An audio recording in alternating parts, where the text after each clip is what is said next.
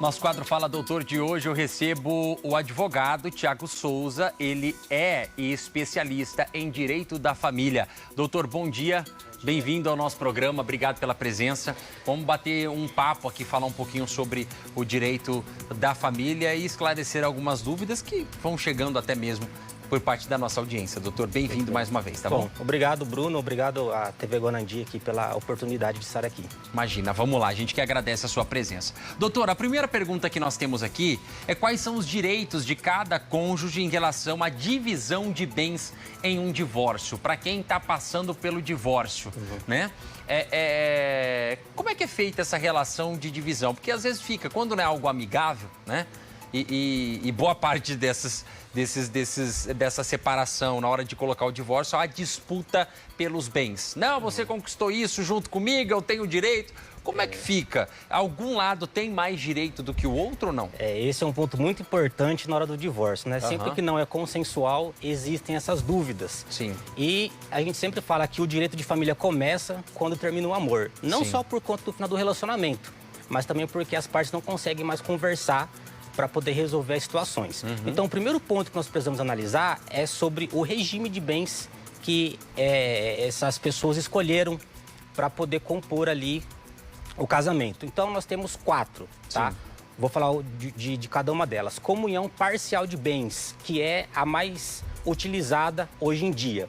É muito simples. O que cada cônjuge já tinha de bens antes do casamento, continua com eles. O que adquiriram juntos, divide metade para cada um, não importa no nome de quem esteja. Sim, né? Ou seja, o que adquiriram a partir do relacionamento para frente, se depois que casaram adquiriram um carro, uma casa, constituir uma empresa, eles têm direito na separação meio a meio. Exatamente.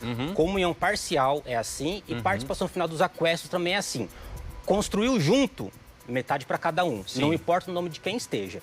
E aí depois nós temos também a comunhão universal de bens, que como o próprio nome já diz, abrange o que tinha antes e o que tinha depois. Comunhão universal, então divide metade para cada um. E por último, a separação total de bens. Na separação total de bens, mesmo casado, se comprou no nome de um, é dele, se comprou no nome do outro, é do outro. Entendi. E hoje o mais comum é a parcial. Comunhão parcial de bens. Existem os bens particulares antes do casamento e os bens comuns que foram adquiridos na constância do casamento. Certo. Vamos para mais uma pergunta aqui, então. Em que situação o cônjuge pode pedir pensão alimentícia após o divórcio? Eu não sei se a pensão alimentícia ela só existe quando tem um filho no casamento. Ou se fora isso a pessoa tem direito de receber algum tipo de pensão ou de benefício de um lado ou de outro. O mais comum, como você falou, é a pensão alimentícia para o filho. Né? Mas existe sim a possibilidade de pensão alimentícia a um dos cônjuges. Quando que isso acontece? Vou citar um exemplo aqui para vocês. É muito comum, hoje em dia, no ambiente familiar que nós temos, isso até antigamente era um pouco mais comum ainda, da mulher ficar em casa, né, como prendas do lar, fazendo todo o serviço doméstico, cuidando da família, cuidando dos filhos, enquanto o homem vai trabalhar. Então, a mulher ali, às vezes, ela não teve a oportunidade de ter uma renda. Às vezes, ela abriu mão de ter uma carreira para poder cuidar da família.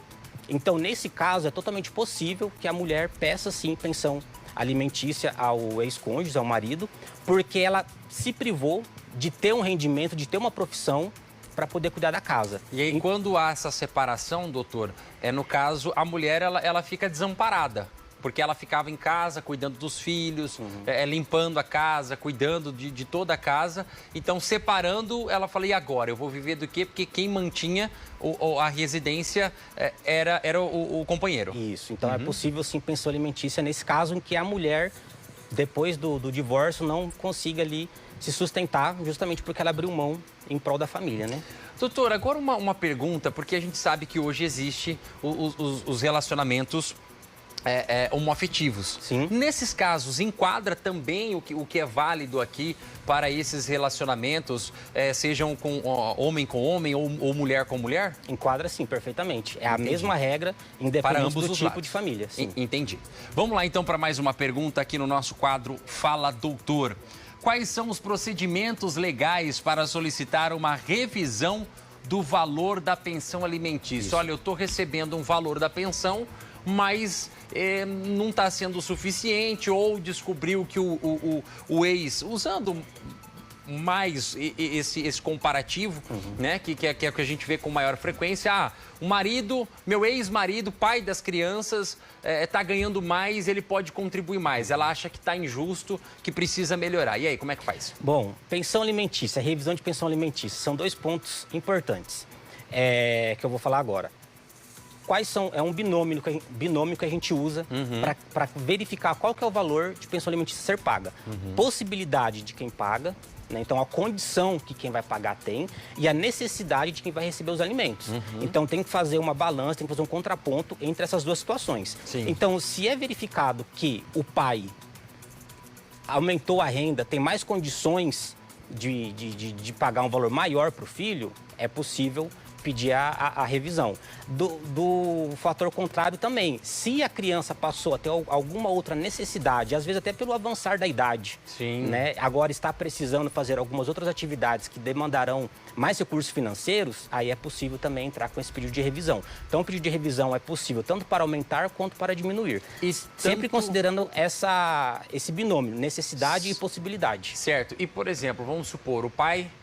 Ele passou por um momento difícil, uma crise financeira. Ele pode entrar com um pedido para redução, no caso desse valor, caso a situação financeira, ele passe por uma situação financeira apertada, difícil, até que as coisas normalizem e volte a subir? Sim, é possível. Sempre que mudar a situação, o status de um ou de outro, é possível pedir a revisão. E uma informação importante, tem muita gente que não sabe.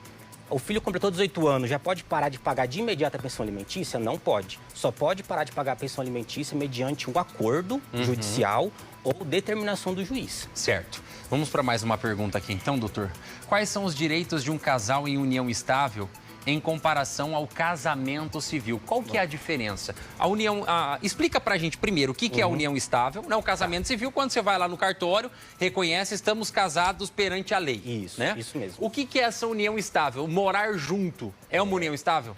É o ajuntar, né? É o ajuntar. A união estável. Bom, a união estável, ela acaba sendo uma situação de fato. Então não tem papel, muitas das vezes não tem papel para comprovar.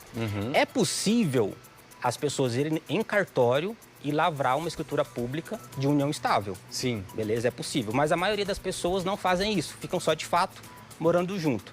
Característica da união estável. Ela tem que ser pública, contínua, duradoura, com o objetivo de constituir família. Ou seja... Tem que ter essas 4 características. Então, por exemplo, se a família, os amigos sabem que moram junto, tem uma vida junto, posta nas redes sociais, todo mundo sabe que não é novidade para ninguém, já caracteriza um ponto de união estável. Exatamente, tem a união estável. Tendo a união estável, de fato, aplica-se as mesmas regras do casamento civil e fica valendo, em questão de bens, a comunhão parcial de bens. Quer dizer, antes da comunhão que cada um tinha de bens é de cada um. Quando consagrou ali a união estável, adquiriu junto, pertence aos 2, metade para cada um. Tá certo, tá certo. Bom, conversei com o doutor Tiago Souza, advogado especialista em direito da família. Doutor, muito obrigado pela presença do senhor aqui, tá? Nosso quadro retorna, então, na semana que vem.